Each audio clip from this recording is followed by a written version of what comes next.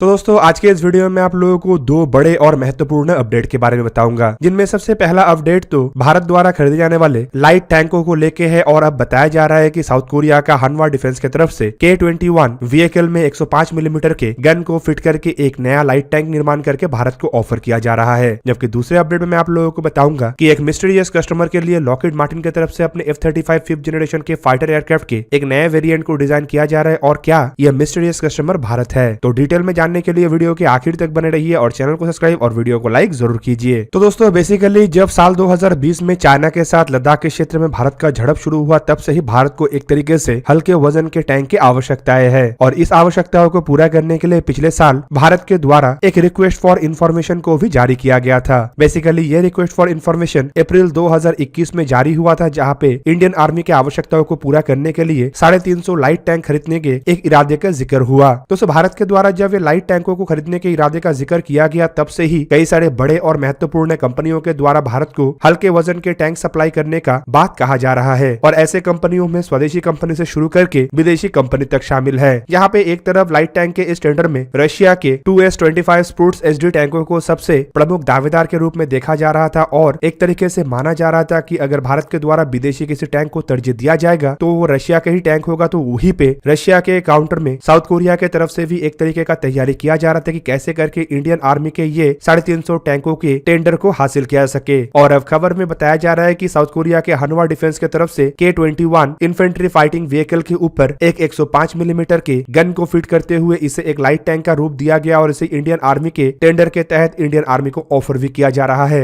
Even दोस्तों हनवा defence की तरफ से हाल ही में हनवा डिफेंस के एक स्पोक्स पर्सन के तरफ से 13 जनवरी के दिन जेन्स मैगजीन को एक इंटरव्यू देते हुए कई सारे नए बातों का भी खुलासा किया गया। उनके इंटरव्यू के मुताबिक K-21 105 लाइट टैंक में हनवा डिफेंस की तरफ से एक्टिव और पैसिव किल कैपेसिटी को फिट किया गया है, जो कि कस्टमर का एक आवश्यकता है। जबकि उनके तरफ से यह भी बताया गया है कि लाइट टैंक को लेके इंडियन आर्मी के जो रिक्वेस्ट फॉर इन्फॉर्मेशन है वो असल में वेट सेंसिटिव है। मतलब नए इक्विपमेंटों के इंस्टॉल करने की वजह से टैंकों के वजन अधिक नहीं होना चाहिए। दूसरी तरफ इसमें एक रिक्वेस्ट ये भी है कि इसमें काउंटर मेजर सिस्टम भी शामिल हो। दोस्तों आपके जानकारी के लिए बता दूं कि साउथ कोरिया के हनवा डिफेंस जैसे कंपनियों को भारत में टैंक सप्लाई करने को लेके एक बड़ा बढ़ोतरी ये है कि ऑलरेडी साउथ कोरिया की कंपनी भारत में मेक इन इंडिया के अंतर्गत काम कर चुका है। और साउथ कोरिया के कंपनियों के कई तरीके के सप्लाई चेन और मैन्युफैक्चरिंग यूनिट भी भारत में है। एग्जांपल के रूप में साउथ कोरिया के K9 वज्र आर्टिलरी को ही देख ले, जिन्हें L&T कंपनी के द्वारा मेक इन इंडिया के अंतर्गत भारत में निर्माण किया गया है। और ऐसे में साउथ कोरिया भारत के मेक इन इंडिया और टेक्नोलॉजी ट्रांसफर जैसे नीतियों को अच्छे से जानता भी है और अच्छे से इसके ऊपर काम भी कर चुका है। दोस्तों हनवा डिफेंस के एक स्पोक्स पर्सन के तरफ से और भी कई तरीके के महत्वपूर्ण जानकारी दिया गया है और साथ ही साथ ये भी बताया गया है कि हनवा डिफेंस K-21 105 टैंक को किस तरीके से इंडियन आर्मी के आवश्यकताओं को पूरा करने के लिए ढाल रहा है। उनके बयान के मुताबिक K-21 105 टैंक में smoke grenade launcher, laser warning system, nuclear biological chemical protection system जैसे इक्विपमेंटों को जहां पे लगाया जाएगा, तो वहीं पे इसमें एक इंस्टेंट फायर डिटेक्शन और सप्रेशन सिस्टम को लगाया जाएगा, जो इस तरीके के हल्के वजन के टैंकों में नहीं होता है और एक तरीके से टैंक को प्रोटेक्ट करने में काफी अधिक मददगार होगा। इवन हनवा डिफेंस के स्पोक्स पर्सन की तरफ से ये भी जानकारी दिया गया है कि अगर कस्टमर के रिक्वेस्ट फॉर प्रपोजल के तहत इसमें कोई और काउंटर मेजर सिस्टमों को इंस्टॉल करने का आवश्यकता है तो उनके तरफ से वो भी किया जाएगा। उन्होंने अपने बयान में ये भी बताया कि K-21 105 के जो 105 मिलीमीटर के टॉरेट है वो करीबन 42 डिग्री के एलिवेशन एंगल में भी काम कर सकता है, जो कि एक तरीके से इंडियन आर्मी के हाई ऑल्टीट्यूड एरिया में ऑपरेट होने के लिए एक बेहतरीन एडवांटेज है। दूसरी तरफ K-21 के जो 105 मिलीमीटर के कैनन है वो 10 डिग्री के डिप्रेशन एंगल में भी काम कर सकता है। कुल मिला के दोस्तों साउथ कोरिया के द्वारा भारत को K9 थंडर के बाद ये और एक बहुत बड़ा ऑफर किया गया है और माना जा रहा है कि साउथ कोरिया जिस तरीके से आगे बढ़ रहा है उसमें इसे भारत में प्राइवेट कंपनियों की मदद से निर्माण करना भी शामिल होगा। दोस्तों अब चलिए जानते हैं वीडियो का दूसरा अपडेट, मतलब लॉकहीड मार्टिन की तरफ से F-35 फाइटर एयरक्राफ्ट